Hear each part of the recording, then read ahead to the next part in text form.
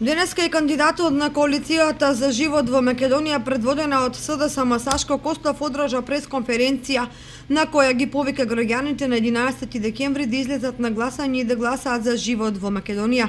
Почитувани, пораките што ги испраќаме се јасни. Младите били и секогаш ќе бидат двигател на промените. Тие се нашето богатство и нашата најсветла иднина. Во изминатите денови постојано бевме со граѓаните на општина Кочани. Ги слушнавме нивните проблеми и нивните потреби. Ние имаме план за живот. План кој ќе го реализираме заедно со граѓаните на општина Кочани. Ќе има повеќе пари во секој семеен буџет, ќе има правда за сите, ќе има контрола на власта во државата. И ви ветуваме дека ќе ги вратиме младите назад во своите домови. Почитувани господа од ДПМН, ве повикуваме да не го злоупотребувате избирачкото право на граѓаните. Иако пробувате со уцени, закани, монтажи, вработувања, нашиот народ нема ништо, се што ќе му се даде ќе земе, бидејќи луѓето се гладни.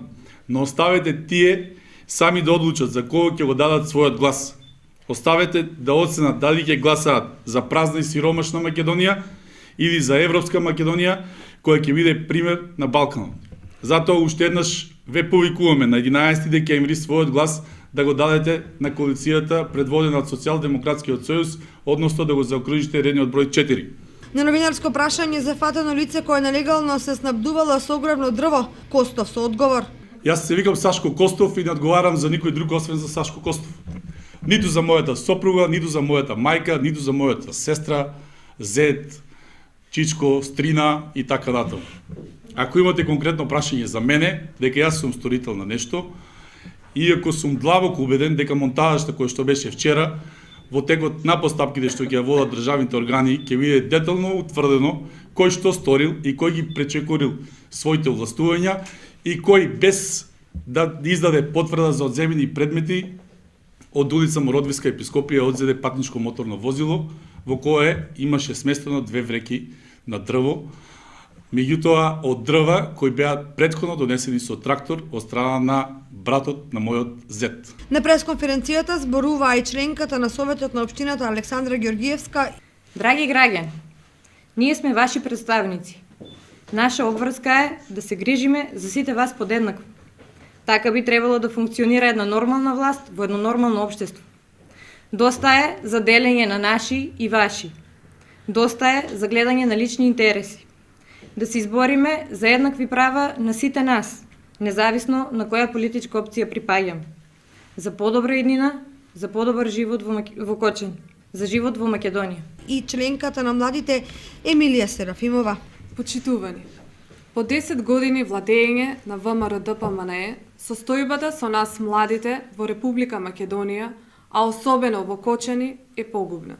Како и сите останати млади, така и ние сакаме да бидеме заедно со нашите другари и другарки, а не секојдневно да комуницираме само преку социјалните мрежи. Сакаме да имаме културен живот, сакаме да одиме во кино и театар, да заживее спортот како некогаш. Сакаме да имаме квалитетно образование, а не да бидеме нечии експериментални глувци.